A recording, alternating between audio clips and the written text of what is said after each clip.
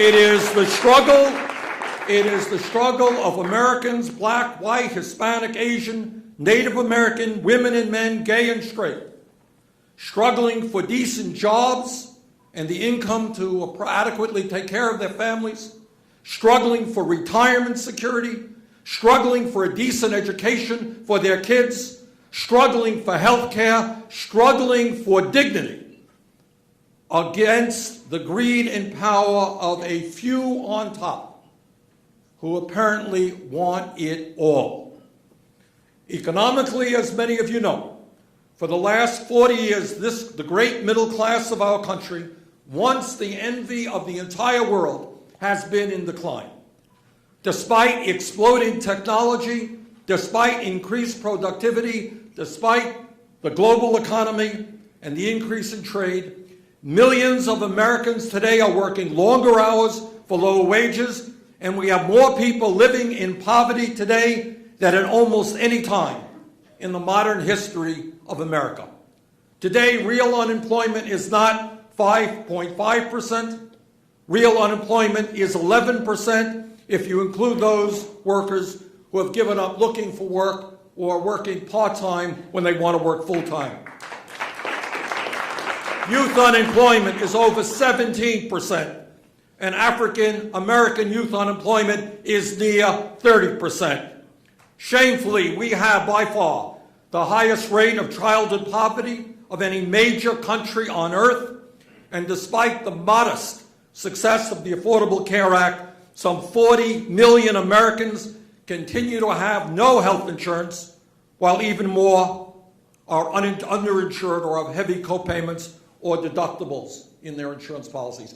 We remain today, in 2015, the only major country on earth that does not guarantee health care to all people as a right. And that is a shame to my mind.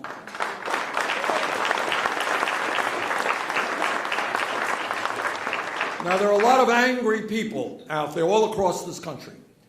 Some of them are in the Occupy Wall Street movement, consider themselves progressives. Some are in the Tea Party movement and see themselves as conservatives. But let me give you a hint as to why we are angry and why they are angry.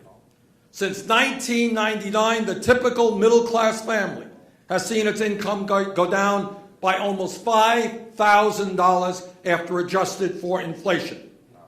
The median male worker made $783 less last year than he did 42 years ago, despite an explosion of technology and productivity.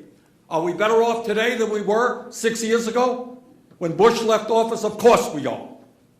But anyone who does not understand the suffering, anxiety, and fear that the middle class and working families of our country are experiencing today has no idea as to what's going on in this country. And sometimes that's my perception of Capitol Hill. There's a world here in Capitol Hill very distant from Vermont and the rest of the country. And I think it's imperative that we close that gap and begin to understand what's going on with the working families of this country.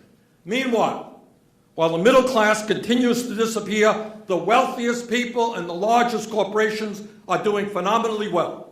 And the gap between the very, very rich and everyone else is growing wider and wider and wider.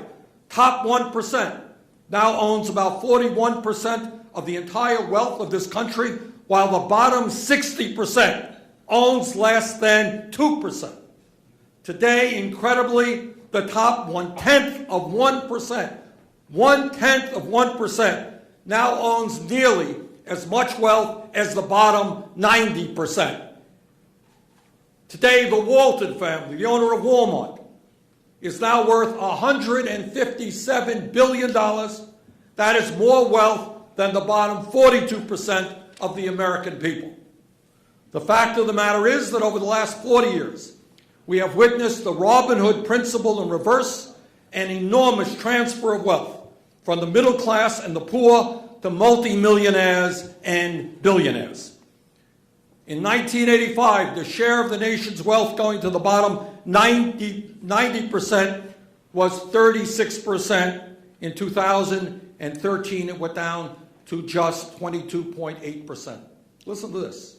If the bottom 90% had simply maintained the same share of our nation's wealth as it did 30 years ago, it would have more than $10 trillion in wealth than is currently the case today. Meanwhile, while the middle class has shrunk, the people on top are doing extraordinarily well. Today, the richest 0.1% have increased their share of our nation's wealth by more than $8 trillion over the last 3 decades. In terms of income, as opposed to wealth, since the Great Wall Street collapse, 99% of all new income is going to the top 1%.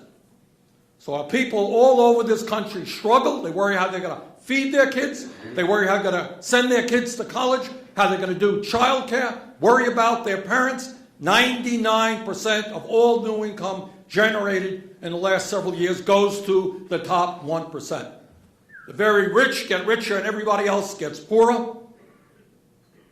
In 2013, just as an example, the top 25 hedge fund managers made more than $24 billion. That is equivalent to the full salaries of more than 425,000 public school teachers. Is that what America is really supposed to be about? I don't think so.